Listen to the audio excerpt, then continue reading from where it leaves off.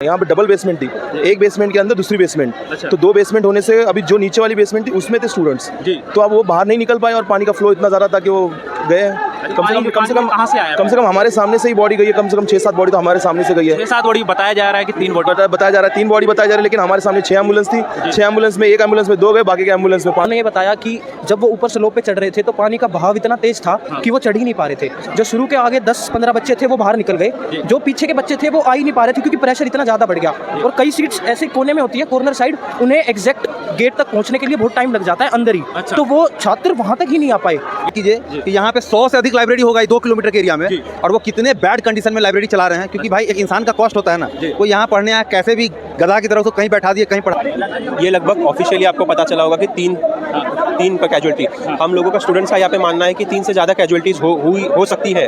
Students तो यहाँ पे अच्छा खासा मोटा पैसा लगाते हैं, स्टूडेंट पेरेंट्स उनकी पूरी लाइफ टाइम की सेविंग जोड़ के बच्चों को यहाँ पे पढ़ाई के लिए भेजते हैं। इसका खामियाजा हम स्टूडेंट्स को भुगतना पड़ रहा है। दोस्तों, बड़ी दुखद खबर है कि ओल्ड राजेंद्र नगर करोल बाग में जिस प्रकार से मामला सामने आया, राव आईएएस कोचिंग संस्थान के बेसमेंट में लाइब्रेरी होने के कारण लाइब्रेरी में पानी भर जाता है और 12 फीट करीब पानी भर जाता है। इसमें करीब 30 छात्र होते हैं, जिसमें 3 छात्रों की मौत हो गई। ये बहुत ही दुखद खबर है। हाँ जी सर, क्या कहेंगे? ये मामले जो सामने आ रहे हैं लगातार, अभी जैसे पटेल नगर में भी देखने को मिला, अभी ये हो रहा है, क्या कहना चाहेंगे? ये बिल्कुल आप सही बात कह रहे हैं। और प्लस ये कि ये इलाका बहुत ही क्राउडेड है, और मैं आपके चैनल के माध्यम से एक बात कहना चाहता हूँ कि जैसे हर चीज़ का एक रूल होता है। आप दुकान खोल रहे हैं उसका एक रूल है, एक होटल खोल रहे हैं उसका एक रूल है, लेकिन यहाँ पे लाइब्रेरी खोलने का कोई रूल नहीं है। कोई कहीं भी लाइब्रेरी खोल देता है, कहीं बेसमेंट में जहाँ 20 बच्चा बैठने का जगह है वहाँ पे 50 बच्चा बैठा रहे हैं, जहाँ 50 बच्चा बैठना है 100 बच्चा बैठना है। प्लस अब जो है वो है कि वो इलेक्ट्रॉनिक सिस्टम होता है जिसके थ्रू आप एंट्री कर सकते हैं। तो कहने का मतलब, एक तो ऑलरेडी बहुत कंजेस्टेड जगह है और वहाँ पे इस तरह का कोई जो सिस्टम नहीं देखभाल के चक्कर में इतना बड़ा जान का नुकसान हुआ है। अच्छा, ये बेसमेंट में जो पानी गया है, ये बारिश का गया है कि कहाँ से ऐसा पानी एकाएक इतना कि बच्चे निकलने की भी टाइम नहीं मिला? देखिए, एग्जैक्टली मुझे भी नहीं पता। कल मैं सुन रहा था, आतिशी बता रही थी कि सीवर का पानी चला गया जो फट गया, उसके बाद उनको अंदर से निकलने। अभी एसपी आए थे तो हमने एसपी से कहा कि आप थोड़ा इस बात का तो जरूर देखभाल कीजिए कि यहाँ पे 100 से अधिक लाइब्रेरी होगा 2 किलोमीटर के एरिया में, और वो कितने बैड कंडीशन में लाइब्रेरी चला रहे हैं, क्योंकि भाई एक इंसान का कॉस्ट होता है ना।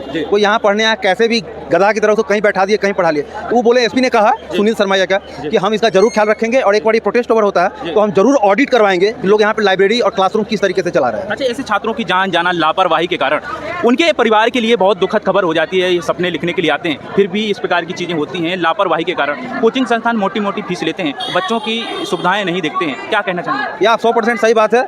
2 लाख 2.5 लाख सबका फीस होता है, उनको कोई सुविधा से लेना देना नहीं है। उनको बस स्टूडेंट आ रहा है, अपना वो पैसा उसका लेते रहते हैं। और दिक्कत क्या हो गया है कि हब है करके यहाँ पे जिसको दिल कर रहा है कोचिंग खोल दे रहा है। अगर आपको मीडिया में जाना है, मीडिया का टेस्ट देना पड़ता है। अगर आपको IIT क्लियर करना है, IIT का टेस्ट देना पड़ता है। यूपीएससी के कोचिंग के लिए कोई टेस्ट नहीं है, पैसा है 20% है, आओ तुमको यूपीएससी करवाते हैं, जबकि ये इतना कठिन परीक्षा है। तो ये बिल्कुल एक गलत माध्यम है और जरूर हर चीज़ का ऑडिट होना चाहिए कि भाई आप यूपीएससी में एडमिशन ले रहे हो, किस बेसिस पे ले रहे हो। मैं ये बात इसलिए कहना चाह रहा हूँ कि जब इस तरह का सरकार रेगुलेशन करेगा तो ऑटोमेटिक वो कम बच्चे जो है लेना शुरू करेंगे। Thank you. एक दिन में, एक मिनट में, आध घंटे में, 1 घंटे में किसी को कुछ नहीं होगा। व्हील अरेंज वाटर। पीछे सर, गुलाबी टी शर्ट। मुझे नहीं पता क्या समस्या है, मैं बैठूंगा। Sir, right now no media bytes, just give us some time. Yes, on that side please. I don't know what is issue, मुझे नहीं पता क्या समस्या है। दोस्तों, देख सकते हैं करोल बाग का ये माहौल, एस्पिरेंट किस प्रकार से कहाँ कवर करिए आप। हम इसलिए इकट्ठा हुए तो हमें उठाना पड़ रहा है। सर, क्या कहना चाहेंगे इस बारे में? बहुत ही दुखद खबर है। ये प्योर नेग्लिजेंस है, मतलब एडमिनिस्ट्रेशन का। जब उनको पता था कि यहाँ पे वाटर क्लॉगिंग हो सकती है तो उनको उस हिसाब से अरेंजमेंट करना चाहिए। और हमें ये भी सुनने में आ रहा है कि यहाँ पे जब एडमिनिस्ट्रेशन आए तो सिर्फ पानी को निकालने का बहुत देर तक वेट किया गया। ये नहीं कि उनके पास गोताखोर सब कुछ थे, उनको तुरंत भेजना चाहिए था कि कोई भी अगर बचाया जा सके तो बचाना चाहिए था। कितना ऐसा टाइम लग गया पानी को निकालने में? उनको लगभग 2 से 3 घंटे लग गए। उसके बाद भी वहाँ पे एडमिनिस्ट्रेशन से बाकी बस देख रही थी, उसके लिए कुछ एक्शन नहीं लिए जा रहे थे। वो पूरा पानी निकालने का इंतजार किए, फिर वहाँ पे लोग गए, फिर निकाला गया। अच्छा, मामला क्या है? छात्र लाइब्रेरी थी वहाँ पर की कोचिंग से? ये बेसमेंट में लाइब्रेरी थी, जो कि कुछ बच्चे वहाँ पे रहते थे। ऑलरेडी वो 7-7:30 बजे वैसे बच्चे आधे से ज़्यादा जा चुके थे। जो भी जितने बचे थे उनके लिए कोई भी अरेंजमेंट नहीं थी, कोई इमरजेंसी एग्जिट नहीं था, कोई भी वाटर ड्रेनेज का कोई सिस्टम नहीं था। इवन जब एडमिनिस्ट्रेशन को समय पे कॉल भी कर दिया गया, पहले तो लेट में आए, वो आने के बाद भी उन्होंने कुछ अप्रोप्रिएट एक्शन नहीं लिया। इस वजह से नेग्लिजेंस की वजह से हमारे जो भी एस्पिरेंट्स थे उनका डेथ हुआ है। अच्छा, लाइब्रेरी बेसमेंट में खोलना कहाँ तक अथॉरिटी है? ऐसा बताया गया कि गवर्नमेंट के द्वारा ऐसी अथॉरिटी दी गई। अब इतना आप एस्पिरेंट हैं, यूपीएससी एस्पिरेंट हैं, क्या ऐसा मामला हुआ है कि 3 छात्रों की जान चली गई? ये लगभग ऑफिशियली आपको पता चला होगा कि 3 3 का कैजुअलिटी। हम लोगों का स्टूडेंट्स का यहाँ पे मानना है कि 3 से ज़्यादा कैजुअलिटीज़ हो सकती है।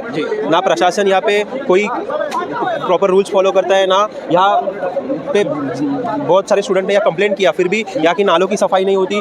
रिसेंटली कुछ दिनों पहले ही पटेल नगर में एक छात्र की मौत हो गई इलेक्ट्रिफिकेशन, ये सबको पता है, फिर भी यहाँ पे कोई जांच नहीं होती, इंस्पेक्शन नहीं होती। पहली घटना घटी मुखर्जी नगर में, फायर, यहाँ पे फायर सेफ्टी रेगुलेशंस कितने हैं आप प्लीज़ देख लीजिएगा। बहुत सारे इंस्टीट्यूट ऐसे मिलेंगे आपको जहाँ पे रेगुलेशंस नहीं है, बहुत सारे अंधाधुंधी कारोबार यहाँ पे चल रहा है। इसका खामियाजा बस हम स्टूडेंट्स को भुगतना पड़ता है। अच्छा, स्टूडेंट से जो फीस का जो मामला है, यूपीएससी एस्पिरेंट की काफ़ी महंगी फीस है। कितनी फीस लगभग एस्पिरेंट से ली जाती है यहाँ पर? फीस लगभग 2 लाख रुपए जीएस की होती है, ऑप्शनल की अलग से होती है।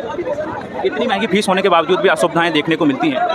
यहाँ पे लैक ऑफ रिसोर्सेज एक मेजर रीज़न हो सकता है। और यहाँ के फूडिंग का भी देखा जाए, ना फूड FSCCI का ना कुछ रेगुलेशंस है। इतने अनहाइजीनिक कंडीशंस में मेस और किचन ऑपरेट होते हैं। इसका खामियाजा मेरे दोस्तों को भुगतना पड़ता है, हम लोगों को भुगतना पड़ता है। मेरा एक दोस्त फूड पॉइजनिंग के कारण घर जाना पड़ा, उसको दो महीने का यहाँ पे कोचिंग छूट गया। वो इसका जिम्मेदार कौन है? प्रशासन जिम्मेदार है, सरकार जिम्मेदार है, क्योंकि स्टूडेंट्स तो यहाँ पे अच्छा खासा मोटा पैसा लगाते हैं। स्टूडेंट पेरेंट्स उनकी पूरी लाइफ टाइम की सेविंग जोड़ के बच्चों को यहाँ पे पढ़ाई के लिए भेजते हैं। इसका खामियाजा हम स्टूडेंट्स को भुगतना पड़ रहा है। जहाँ पे बुनियादी नींव रखी जाती है छात्र प्रशासनिक अधिकारी बनने की, यहाँ पे माहौल ऐसा है तो देश कैसे आगे बढ़ेगा, ये मुझे बताइएगा। अभी पानी उसके अंदर से निकाल लिया गया है कि उसके अंदर अभी ऐसी संभावना है कि और भी हो सकता है? ये अभी तो मुझे पता नहीं, मैं अभी आधे घंटे पहले ही आया हूँ लगभग, पर रात में हम लोग थे यहाँ पे। पानी तो इन्होंने बोला था कि रात को एनडीआरएफ की टीम कह रही थी कि अब जितना भी है निकाल दिया गया है पानी, तो अब उसमें बच्चे तो और नहीं है। वो रात को हम गए थे यहाँ से 2 बजे, तो उन्होंने 2 बजे ये बात बताई थी हमें। पूरा मामला क्या है, कैसे आपको इसके बारे में पता चला? नहीं सर, मतलब अभी देखो एग्जैक्ट मामला तो कोई बता नहीं सकता कि वो पानी वहाँ भरा कैसे, पर एक या 2 छात्र ऐसे थे जो हम जब बाहर थे तो वो निकल के आए थे उसी अंदर से।